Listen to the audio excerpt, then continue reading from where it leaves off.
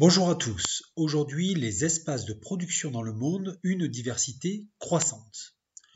Voyons tout d'abord, grand 1, les facteurs de diversité des espaces productifs. Petit 1, des espaces productifs diversifiés. D'abord, peut-être une définition d'espace productif. On prend le cahier.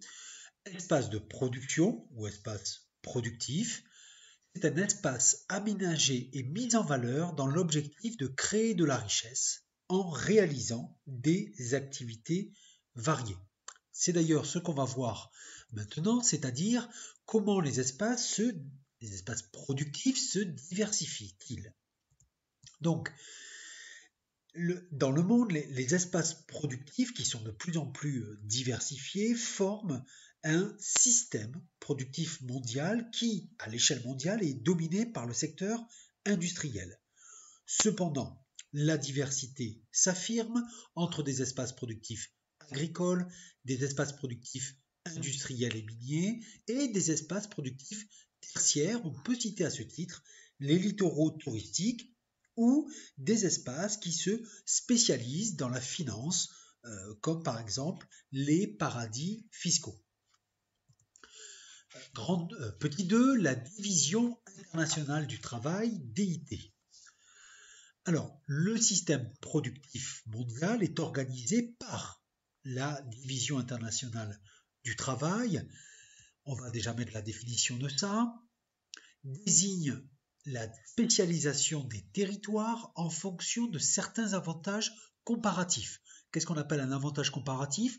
Ça peut être les coûts de production, le niveau de qualification de la main-d'œuvre. Alors attention, on pense tout de suite à la faiblesse de qualification pour la faiblesse des salaires, mais certaines entreprises recherchent au contraire une main-d'œuvre qualifiée. Ça peut être bien sûr la présence ou non de matières premières, ça peut être des avantages fiscaux, etc. Alors, au départ, en géographie, il y a une DIT classique, division internationale du travail, assez classique. C'est-à-dire que dans les années 60-80, la DIT était basée sur ce qu'on appelle des chaînes de valeur ajoutée assez simples. Les chaînes de valeur ajoutée en géographie, ça désigne les différentes étapes de la production d'un bien ou d'un service.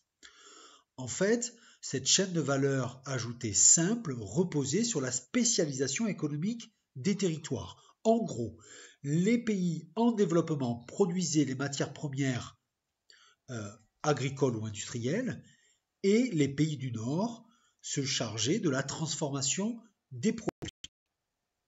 Depuis quand même, ce modèle de DIT simple s'est largement complexifié, avec notamment la hiérarchisation des espaces productifs, mais également avec l'émergence économique de certains pays. Alors, on peut voir deux modèles aujourd'hui de la DIT.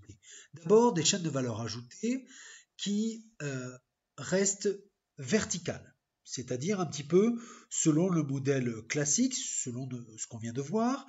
La DIT est alors organisée autour des pays en développement, à faible main-d'œuvre, qui produisent des produits manufacturés, et les pays du Nord qui sont consommateurs de ces produits. Mais les chaînes de valeur ajoutée deviennent aujourd'hui horizontales. C'est-à-dire que de plus en plus, du fait de l'émergence économique de certains pays, c'est le cas notamment en Asie du Sud-Est, les activités se décomposent dans plusieurs pays. C'est-à-dire que dans les pays du Nord, on a les activités issues d'un haut niveau de qualification qui se répartissent dans différents pays. On peut citer par exemple en Europe la conception d'Airbus, et dans les pays du Sud, on a une délocalisation accrue. Par exemple, c'est-à-dire que c'est horizontal dans le sens où l'Asie du Sud-Est et certains pays sont spécialisés dans la production de produits manufacturés, mais par exemple aujourd'hui, vous avez des délocalisations sud-sud, c'est-à-dire des entrepreneurs chinois qui délocalisent en Asie du Sud-Est, voire en Afrique. Autre facteur de complexification, mais on le fait une partie à part, petit 3, le rôle du numérique. Aujourd'hui, les innovations et le numérique participent à l'évolution des espaces productifs en abolissant notamment les contraintes de la distance. Et la spécialisation dans ce secteur s'affirme pour certains territoires. On peut citer bien sûr la Silicon Valley qui regroupe les plus grands groupes numériques de la planète, mais on voit aussi émerger, par exemple, la haute technologie à Bangalore, en Inde, et on voit que donc des pays émergents se spécialisent aussi dans des activités qui autrefois étaient plutôt l'apanage des pays du Nord. De même, les géants du e-commerce comme l'américain Amazon ou le chinois Alibaba bouleversent la relation entre les vendeurs et les consommateurs. Grand 2, les acteurs économiques des espaces productifs. Alors, il faut d'abord faire une place à part, petit 1, pour le rôle des FTN. D'abord, voyons le fonctionnement des FTN. Alors, on peut voir que ces FTN, c'est-à-dire ces firmes transnationales, d'abord sont, on le voit avec ce tableau statistique, sont quand même beaucoup basées dans les pays du Nord. Ce sont des entreprises souvent anciennes et souvent dans des secteurs qui restent encore assez traditionnels, comme le pétrole par exemple. Mais on voit aussi apparaître dans ce tableau des sociétés issues des pays émergents, notamment la Chine, qui viennent bouleverser la hiérarchie mondiale et donc les espaces productifs mondiaux. Donc là, avec cette carte, on a la confirmation de ça, c'est-à-dire des FTN globalement situés dans les pays du Nord, mais également qui apparaissent très rapidement dans les pays émergents. Donc, FTN, firme transnationale, c'est une entreprise qui réalise au moins un tiers de son activité en dehors de son pays d'origine. Aujourd'hui, elles sont environ 80 000, 82 000 FTN et elles comprennent 820 000 filiales. Elles réalisent plus du quart du PIB mondial. Les principales FTN sont originaires des pays du Nord, de la Triade, mais il y a un nombre croissant de FTN issus des pays émergents. J'ai cité la Chine tout à l'heure, on peut citer l'Inde ou encore l'Afrique du Sud. Il faut noter quand même que leur puissance est parfois supérieure à celle de nombreux États. Elles ont donc un poids considérable dans l'économie. Donc 2/3 des échanges mondiaux sont effectués entre filiales de ces FTN. Et elles génèrent, je l'ai dit tout à l'heure, un quart du PIB mondial. Elles participent également massivement aux IDE, c'est-à-dire aux investissements directs étrangers.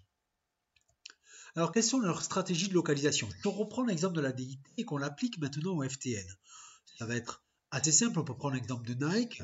On va avoir 3 types d'activités. Les activités de commandement et de création de produits, c'est-à-dire le R&D, la recherche et développement, qui va être localisé spécialement dans les pays du Nord du fait de la recherche d'un niveau de qualification élevé de la main-d'œuvre. Les activités de production, grosso modo les usines, sont situées dans les pays du Sud, et notamment pour Nike, c'est beaucoup dans les pays du Sud-Est asiatique. Et puis les activités de commercialisation qui vont se dérouler à peu près partout aujourd'hui, notamment dans les pays émergents, mais les produits vont s'adapter à la demande des consommateurs.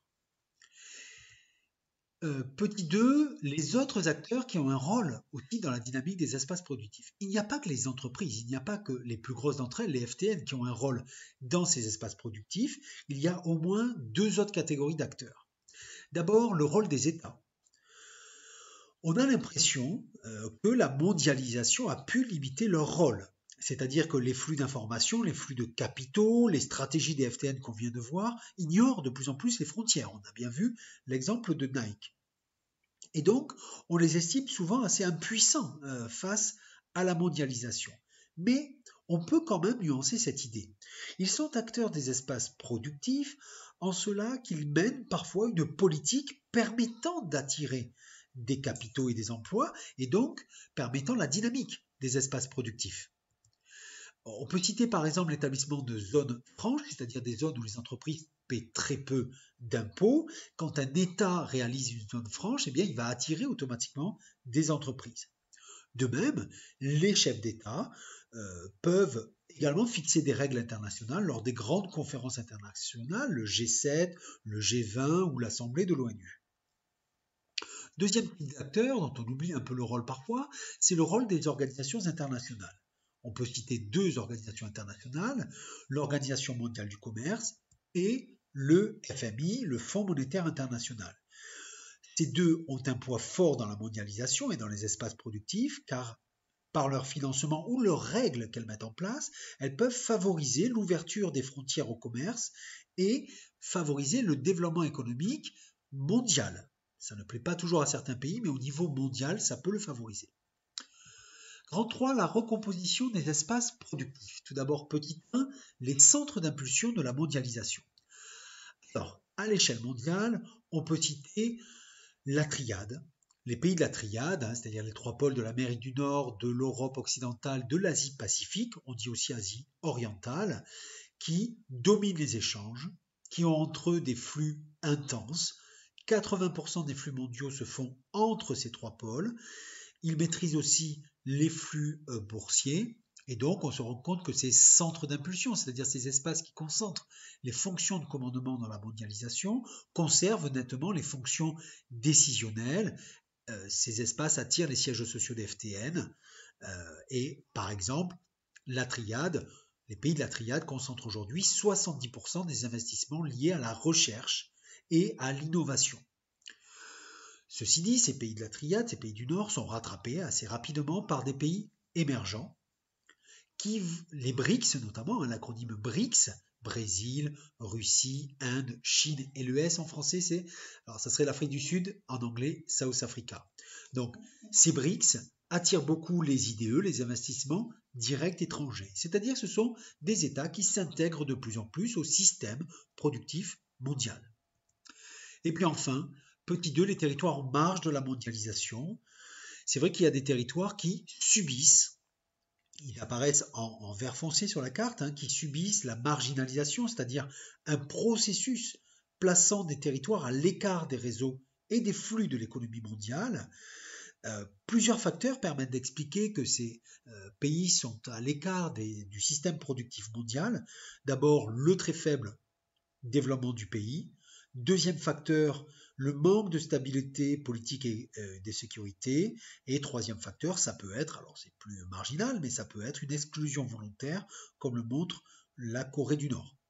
Alors parmi ces pays, on peut citer les PMA, les pays les moins avancés. C'est une liste de pays qui cumulent les difficultés économiques. Il y en a 48 dans le monde et ils forment assez clairement les angles morts de la mondialisation.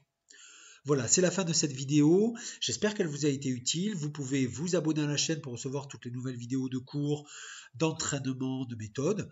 Vous pouvez également laisser un commentaire pour expliquer encore vos difficultés sur cette leçon ou pour tout autre commentaire.